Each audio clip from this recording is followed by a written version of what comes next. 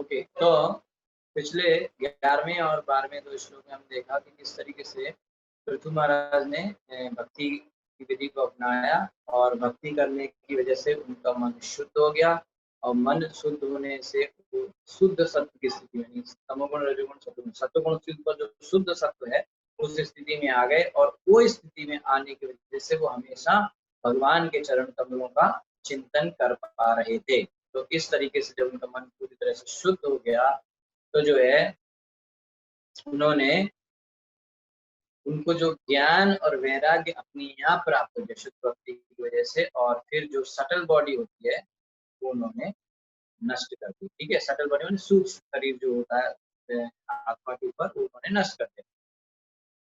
ठीक है, फिर अगले श्लोक बताया गया कि उन्होंने जो है और जो हमारे शरीर के बंधन रहते हैं या शारीरिक विचार रहते हैं, पृथु महाराज ने परमात्मा का साक्षात्कार करने के बाद सब कुछ जो है त्याग दिया और ऐसा उनको कृष्ण कथा के श्रवण से हुआ। ठीक है, तो जब तक कोई व्यक्ति कृष्ण कथा की प्रति आसक्त, कृष्ण कथा में उसकी रुचि नहीं होती, उसको जो है दूसरी विधियां, योगा और ज्ञान और दूसरी तरह के कर्मकांड से उसको फायदा नहीं हो सकता। वो कभी भी अपने अज्ञान के अंधकार को खत्म नहीं कर पाएगा। ठीक है, अच्छा 13वां श्लोक। एवं सवीर प्रवरः संयोज्यात्मानमात्मनि ब्रह्मभूतो दृढ़ं काले तत्याज्य परम। एवं इस प्रकार सदा उसने वीरों में से संयोज्य प्रयुक्त करके आत्मान मन को आत्मनि परमात्मा में ब्रह्मभूत का दृढ़ता पूर्वक काले समय आने पर तत्याग त्याग दे स्वयं अपना कले शरीर। समय आने पर जब पृथु महाराज को अपना शरीर त्याग करना था, शरीर जब छोड़ना था, उन्होंने अपने मन को दृढ़ता पूर्वक श्री कृष्ण के चरण कमलों में स्थिर कर लिया। उनको पता है कि अब वो मतलब वो शरीर कब छोड़ना है, वो अपने हिसाब से चल रहा है। उनको पता है शरीर छोड़ना है, तो अपने मन को भगवान के चरणों में लगा लिया और इस प्रकार से ब्रह्मभूत अवस्था में स्थित होकर उन्होंने भौतिक शरीर त्याग दिया। एक बंगाली कहावत के अनुसार जीवन में मनुष्य जितनी आध्यात्मिक उन्नति करता है उसकी परीक्षा व्यक्तित्व में होती है। हमने कितनी अच्छी भक्ति करी है, इसकी परीक्षा सबसे फाइनल एग्जाम कब होगा? मृत्यु के समय में। ठीक है, कृष्ण के चरणों का ध्यान आया कि नहीं आया, कृष्ण का नाम आया। भगवद गीता में भी इसका पुष्टि हुआ है कि यम यम वापि स्मरण भावं त्यजन्ते कलेवरम तम तमेव वैति कौन्तेय तदा सदा तद्भाव भाविता। कृष्ण भक्ति करने वाले जानते हैं कि उनकी परीक्षा मृत्यु के समय होनी है। यदि मरते समय भी कोई कृष्ण का स्मरण कर सकता है तो उसे गोलोक वृंदावन या कृष्ण लोक मिलता है और इस प्रकार उसका जीवन सफल हो जाता है। पृथु महाराज जब कृष्ण के अनुग्रह से जान गए कि उनका काल निकट है, यानी कि मृत्यु आ चुकी है, तो वे अत्यंत आनंदित हो। उनको पता चल गया मृत्यु आ गई है और उनको आनंद आ गया। ठीक है, उनको अच्छा लगने लगा, क्यों? उनको पता है कि तो कृष्ण के पास जा रहे हैं। ठीक है, तो अच्छा है, तो डर नहीं लग रहा है, आनंद आ रहा है। और ब्रह्मभूत अवस्था में योग का अभ्यास करते हुए उन्होंने अपना शरीर त्यागने के संकल्प बिल्कुल, अब उनको पता चल बस अब तो जा रहे हैं कृष्ण के पास, तो प्रसन्न हो गए, मन कृष्ण के चरणों में लगा दिया और इस तरीके से अपना शरीर त्याग दिया। अगले श्लोकों में इसका पूरा वर्णन, स्वेच्छा से अपने शरीर को त्याग कर भगवान के धाम को कैसे जा सकते। व्यक्ति को पता चल जाता है कि वो है भगवान के धाम अब जाना है, अब हमारा यहाँ पे पूरा हो गया, अब हम चलेंगे, भगवान आ रहे हैं तो लेने, ऐसे उसको आइडिया लग जाता है पहले से। ठीक है, पृथु महाराज की भांति मृत्यु के समय किए गए योगाभ्यास से मनुष्य शारीरिक तथा मानसिक रूप से स्वस्थ होते हुए शरीर को जल्दी से त्याग सकता है। ऐसा नहीं कि जरूरी है बीमार होना ही तभी मरे, बुढ़ापे में ही मरे, ऐसा भी नहीं। अगर अच्छे से भक्ति करेंगे तो एक दिन हमको अपनी इच्छा से हम कहे बस हो गया, अब नहीं रहना यहाँ पे, चलो, तो भगवान अपने आप आ जाते लेने। ठीक है, तो अपनी शारीरिक और मानसिक रूप से स्वस्थ होते हुए शरीर को जल्दी से त्याग सकते हैं। उसको कोई मरते समय कोई कष्ट नहीं होता। तो प्रत्येक भक्त शारीरिक तथा मानसिक रूप से स्वस्थ रहते हुए शरीर त्यागना चाहता है। ठीक है, हर भक्त की इच्छा रहती है कि वो जब हेल्दी हो, स्वस्थ हो, मानसिक रूप से तब तो शरीर छोड़े। बहुत अच्छा यहाँ पे श्लोक आ रहा है मुकुंद माला स्तोत्र से। राजा कुलशेखर ने भी मुकुंद माला स्तोत्र यही कामना व्यक्त की। बहुत सुंदर श्लोक है। कृष्णा त्वदीय पद पंकज पंचरात्म अद्यैव मे विशतु मानस राजहंसा प्राण प्रयाण समये कपवात पित्तै कंठावरोधन विधौ स्मरणम कुतस्ते। बहुत सुंदर है। कह रहे हैं कि राजा कुलशेखर स्वस्थ रहते हुए अपना शरीर छोड़ना चाहते हैं, तो उन्होंने श्री कृष्ण से प्रार्थना की। ऐसी कोई प्रार्थना कर सकता है कि भगवान से? खतरनाक है।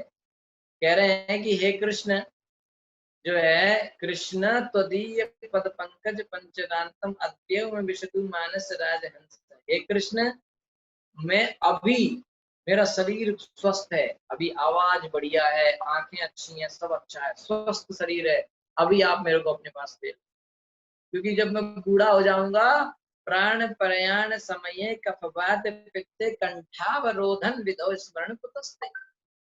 बुढ़ापे में कफ वात पित्त तो मेरा गला इसे दबा देंगे, हैं, गला बंद हो जाएगा, हरि नाम कैसे ले पाऊंगा मैं?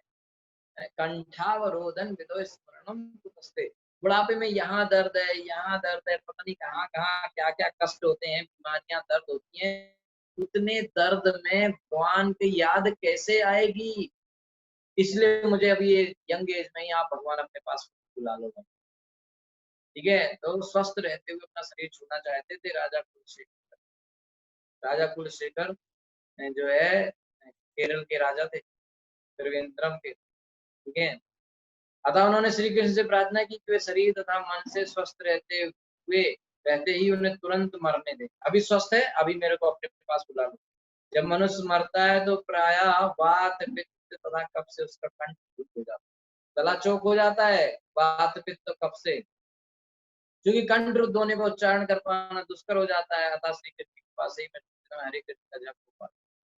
तो मरने के समय तो वात पित्त कफ गला दबा लेंगे, आवाज नहीं निकलेगी, फिर आवाज उसी की निकलेगी जिस पर कृष्ण की कृपा होगी।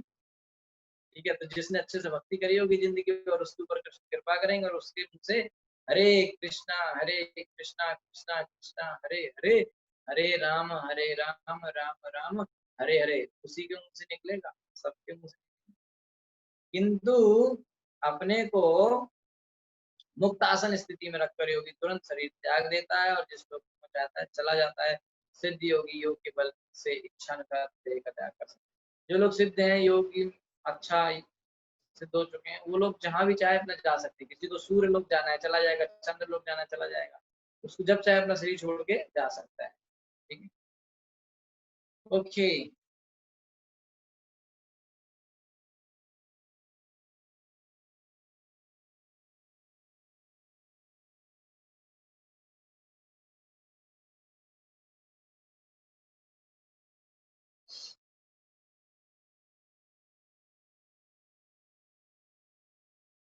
ठीक है, तो यहाँ बता रहे हैं कि जो है पृथु महाराज को वैसे भी भगवान के शक्त्यावेश अवतार हैं, तो उनका जो शरीर था वैसे भौतिक व्यक्तियों के जैसे नहीं था, है ना, कि हमारे जैसा सूक्ष्म शरीर हो या भौतिक शरीर हो, पंच तत्वों से बना हुआ।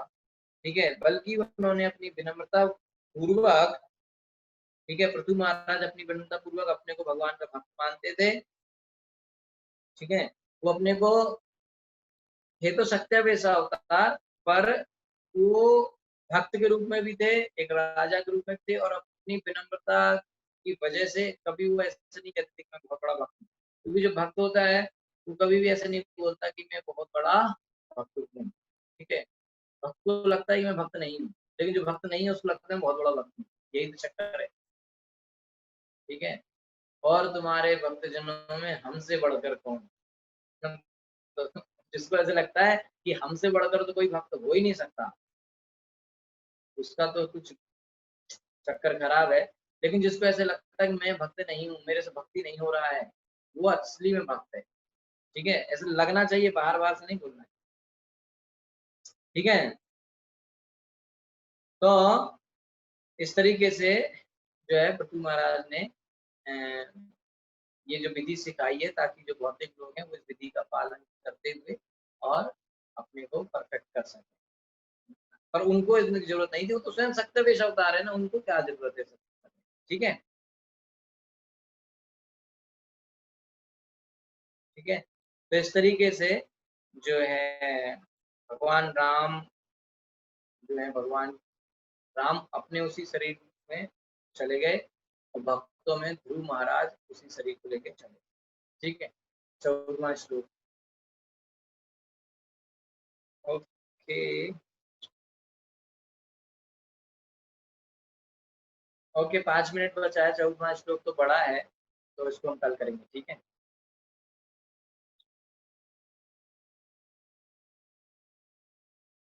Okay. Hare Krishna, thank you so much. निरंतर श्रीमद् भागवतम की जय, श्री प्रभुपाद की जय। तो 14वां श्लोक कल करेंगे। अभी किसी का कोई प्रश्न है तो आप पूछ सकते हैं। हरे कृष्ण।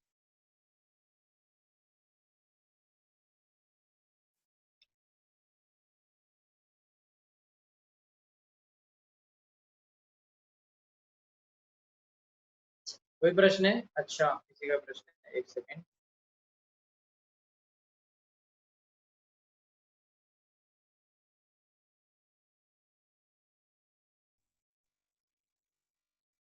ओके। हरे हरे कृष्णा कृष्णा, प्रभु जी, हरे दंडवत कृष्णा, प्रणाम प्रभु जी। हरे दंडवत कृष्णा प्रणाम प्रभु प्रभु। जी, दंडवत प्रणाम। आवाज आ रही है प्रभु? हरे कृष्णा, हाँ हरे बोलिए। कृष्णा, आवाज आ रही है जी? आ प्रभु रहा जी, है, जैसे बोलिए। आज प्रभु जी आज हमने पढ़ा कि भक्त को भगवान सब ऐश्वर्य अपने आप दे देते हैं। बिगिनिंग में, क्लास के बिगिनिंग में, कि उसको किसी चीज की कमी नहीं रहती है। हालांकि हम ऐसा डिजायर नहीं करते, बट और कंट्राडिक्टरी लगती है प्रभु जी कई बार ये बात। कई बार हम बोलते हैं कि कृष्ण भक्त को मतलब भगवान कुछ नहीं देते हैं। अभी 2-3 दिन पहले ही शायद चल रहा था कथा में। कई बार कंफ्यूज हो जाता हूँ इसमें। आप समझ रहे हैं ना मेरा प्रश्न? कंफ्यूज होने की जरूरत तो नहीं है। तो मतलब मुझे जिसको भी लगता है, कई बार लोग बोलते हैं कि मतलब दुख आएंगे, कंफ्यूज नहीं मतलब होने, कृष्ण भक्ति में आने से परेशानियां बढ़ जाती हैं, मतलब ऐसे इसको। May be we are put on test, but आ रहा है प्रभु जी मन में क्वेश्चन तो।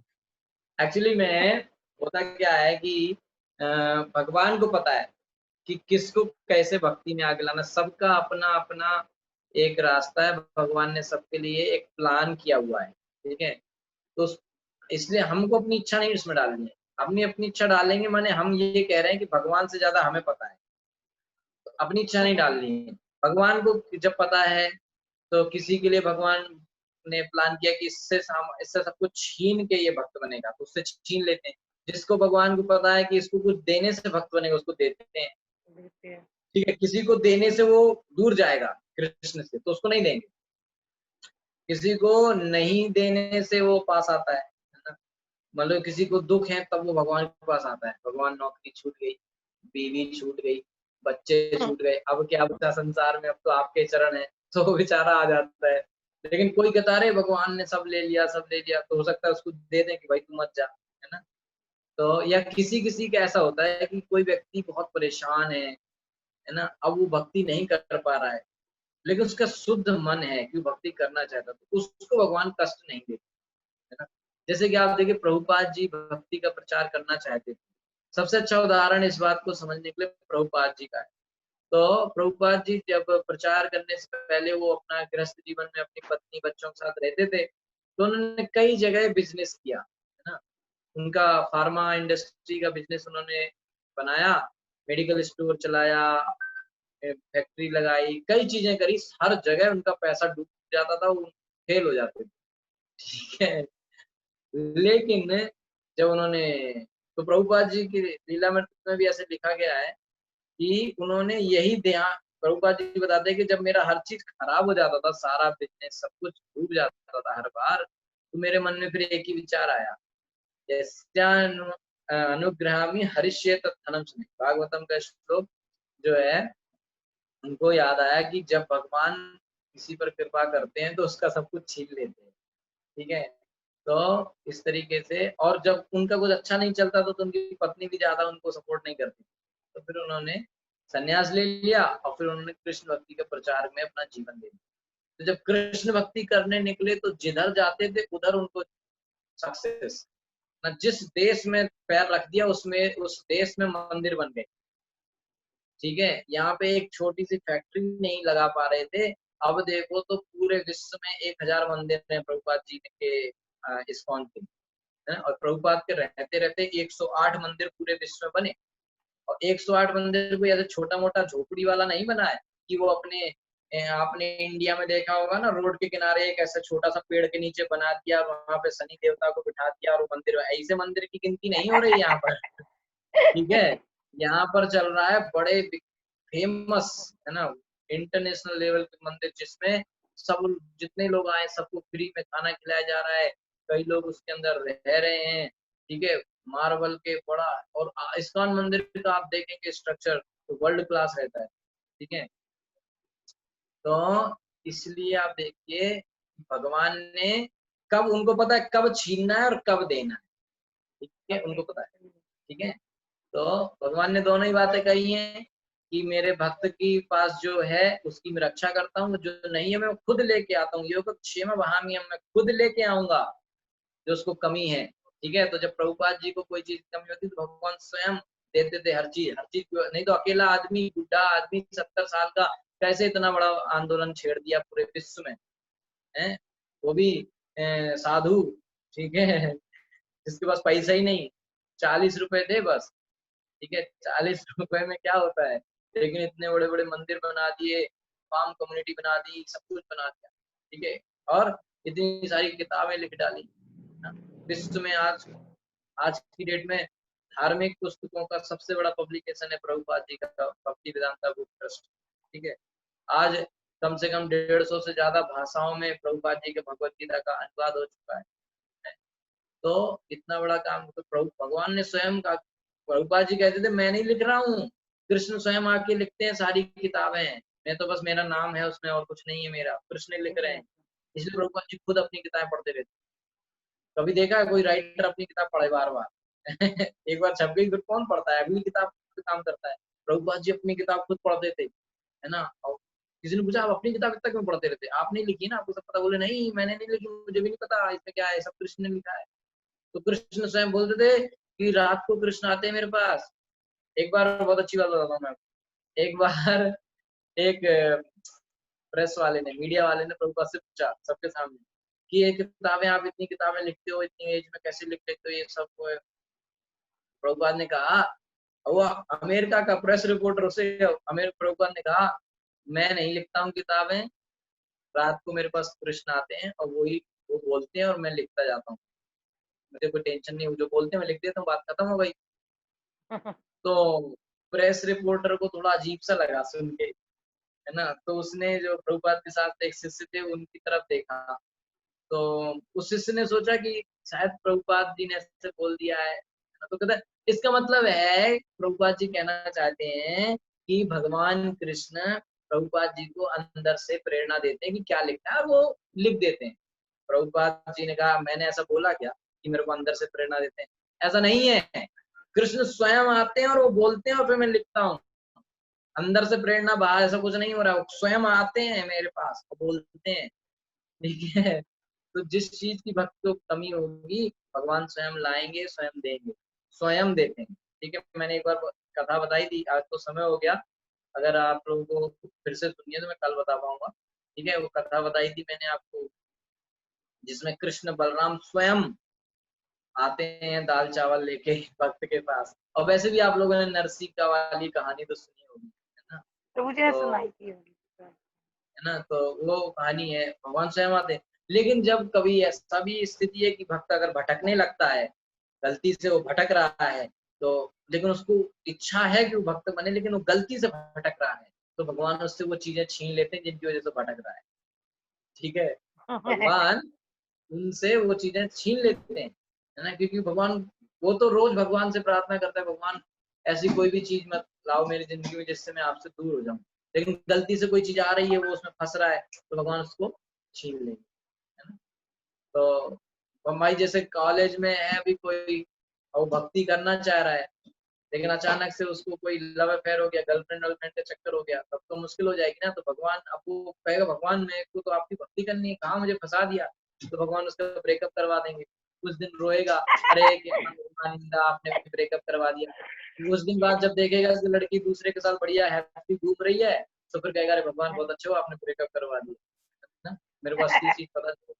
तो भगवान तो है, उनको पता है कि क्या देने से भक्त बनेगा वो देते हैं, क्या छीनने से भक्त बनेगा, वो छीन। ठीक है, ऐसा छीनने वाला तो बहुत श्रेष्ठ लेवल के भक्तों से होता है, हमारे पे नहीं होगा वो कृपा। ठीक है, पांडव हैं, बड़े बड़े द्रौपदी, अर्जुन ना, उनको भगवान ऐसा कष्ट देंगे, वही लोग ऐसी बड़ी बड़ी परीक्षाएं, भाई हम तो अभी 10th क्लास में पढ़ते हैं, हमको पीएचडी का एग्जाम पेपर क्यों मिलेगा, नहीं मिलेगा ना। सीधी बात है, हमको तो 10th का ही मिलेगा, है कि नहीं। तो अपन को टेंशन लेने की जरूरत नहीं कि भगवान हमसे कुछ छीन गया, अपन से कुछ नहीं छीनने वाले, क्योंकि अपन उससे अपनी औकात ही नहीं है कि उतनी बड़ी कृपा मिले, है ना। क्योंकि भगवान को पता है इसको जरा सा बुखार आ जाएगा तो माला नहीं करता, बड़ा दुख दे देंगे तो बिल्कुल मेरे मंदिर ही नहीं आएगा। ठीक है, तो हमारे ऊपर ऐसा कोई कृपा भगवान नहीं करेंगे, हमारे ऊपर भगवान साधारण कृपा करेंगे। सब कुछ छीन लेना, कष्ट देना, ऐसी कृपा तो कोई बिरले, जैसे प्रभुपाद जी, पांडव, इन्हीं के ऊपर होती है। ठीक है, हरे कृष्ण। जटायु, जटायु को मार दिया रावण ने। ठीक है, देखने से तो लग रहा है यार रावण इससे अच्छा ना लड़ता, खाली इन्फॉर्मेशन दे देता कि भैया हमने देखा था रावण लेके गया, लड़ाई करने की क्या जरूरत थी, मर गया। लेकिन मरा, लोग कहीं मर गया, बताओ कितना बुरा हुआ, लेकिन मरा अच्छा हुआ। क्यों अच्छा हुआ? क्योंकि अगर वैसे मरता तो थोड़ी ना भगवान राम उसका अंतिम संस्कार करते अपने हाथों से। लेकिन सही बात। भगवान राम जी सेवा करते करते मरा, तो देखो हार गया, सेवा में फेल हो गया, जो सेवा करने जा रहा था उस सेवा में फेल हो गया, लेकिन असली में सक्सेस है। क्यों? क्योंकि सेवा तो नहीं पूरी कर पाया, लेकिन भगवान राम स्वयं अपने हाथों में उठा के उसको सहला रहे हैं, उसका अंतिम संस्कार कर रहे हैं, और क्या चाहिए व्यक्ति को जीवन में, है ना। इसलिए कभी भी व्यक्ति को बहुत ज्यादा समझने वाली बात है, कभी भी जब सेवा आए ना, तो ऐसा नहीं बोलना चाहिए कि हम नहीं कर पाए। ठीक है, भगवान की सेवा बस लग जाओ, वो ना हो इससे क्या फर्क होता है, हुई तो ठीक, नहीं हुई तो ठीक, फायदा दोनों में। जटायु तो इसलिए तो लड़ गया, मर गया, फायदा दोनों, जीत जाता तो फायदा था, मर गया तो फायदा हुआ, उसका दोनों में फायदा है। भगवान की सेवा में दोनों तरफ फायदा है, चाहे हुई पूरी चाहे ना पूरी हो। ठीक है, तो ऐसा नहीं अरे नहीं हो पाएगी हमसे, हम नहीं कर पाएंगे, ऐसा आ रही तो बस ले लो, हाँ भाई लड़ जाओ रावण से। ठीक है, मरेंगे तो अच्छा, नहीं मरेंगे तो भी अच्छा, समझ में आया? तो भगवान जो है, इसलिए ऐसे ऐसे उदाहरण है ना, भगवान, एक एक उदाहरण ना आपका, क्या नाम उसका, मरीच ना। तो मरीच से पहले एक बार भगवान की टक्कर हो चुकी है, भगवान ने उसको ऐसा तीर मारा था कि पता नहीं कितने योजन दूर गिरा था। ठीक है, तो रावण ने इसको बाग में बुलाया, बोला कि देखो ऐसा ऐसा तुमको करना है ना, वहां पे जाके ऐसे ऐसे सब करना है, और हमको सीता को किडनैप करना है, सब प्लान रावण को बताया। तो मरीच कहता है कि क्या तुमने जो नाम बोला है वो राम बोला है क्या, जरा फिर से कंफर्म करो मेरे को। तो बोला हाँ राम, राम, वो अयोध्या राम। वाले राम। मरीच कहता है देखो टेंशन बिल्कुल मत लो तुम, उनसे पंगा मत लो, बहुत खतरनाक आदमी है। रावण कहता अरे खतरनाक क्या है, वो तो ऐसी जंगल में धनुष बाण लिए घूमते रहता है, ऐसे लड़के मैंने बहुत देखे, मैंने कुबेर को हराया, मैंने शनि को हराया, पता नहीं किस किस को, इंद्र को, सबको हरा के बैठा हुआ हूँ मैं। तो मरीज कहता तुमने सबको हराया होगा लेकिन राम को नहीं जानते, तो राम को मैं जानता हूँ। तो उसने बताया भैया राम ने एक तीर मारा था जब मैं इतने योजन दूर गिरा। ठीक है, तो रावण कहता है मुझे मत सिखाओ, तुमको जाके वहां पे मेरा काम करना पड़ेगा। तो मरीज कहता भैया मैं नहीं कर पाऊंगा, मुझे मरना नहीं है। तो रावण कहता है मरना नहीं है, मरोगे तो तुम वैसे भी मेरी बात नहीं मानोगे तो मैं मार डालूंगा। मरीज जी, मरीज कहे यार मैं इधर से भी फंसा उधर से भी फंसा। तो उसने ना बुद्धि लगाई, उसने कहा अगर नहीं जाऊंगा तो रावण मार देगा, जाऊंगा तो राम से तो मरना निश्चित है ही, तो इससे क्यों मरे रावण से, मरना ही है तो राम के हाथों मरे ना, तो कम से कम उद्धार हो जाएगा। तो बुद्धि लगा के वो चला गया और राम के हाथों मर गया और उसका उद्धार हो गया। उसे पता था मरना है। तो भगवान से किसी भी तरीके से भगवान से कनेक्शन हो तो फायदा ही रहता है, समझा रहे कि नहीं, कैसे भी हो फायदा ही रहेगा, है ना। शिशुपाल ने गालियां दी, गला कट गया, तब भी उसका उद्धार हो गया, ठीक है नहीं। तो इस तरीके से यहाँ तक कि जो पौंड्रक था, पौंड्रक ने भगवान का ही रूप धर लिया, नकली वासुदेव बन गया वो आ गया। उसने पता है उसने वो भी एक अजीब था। उसने पौंड्रक ने क्या करा, पौंड्रक ने ऐसा हाथ लगा लिए दो, और ऐसे शंख चक्र गदा पूरा ले लिया, चक्र वक्र सब ले लिया, मोर का पंख लगा लिया, पीला कपड़ा पहन लिया, बिल्कुल कृष्ण जैसा रूप रख लिया। और कृष्ण को द्वारका में लेटर भेज दिया कि भाई ऐसा है, मैं असली कृष्ण हूँ और तुमने सब जो ड्रामा बना रखा है ना, ये सब बंद करो, और ये शंख वंख जो तुम लेके घूमते हो सब हटाओ, ये दोनों दो हाथ एक्स्ट्रा हटाओ। नकली वाला असली वाले को बोल रहा है, समझ में आ रहा है कि नहीं? देखो आप कितना विडम्बना है।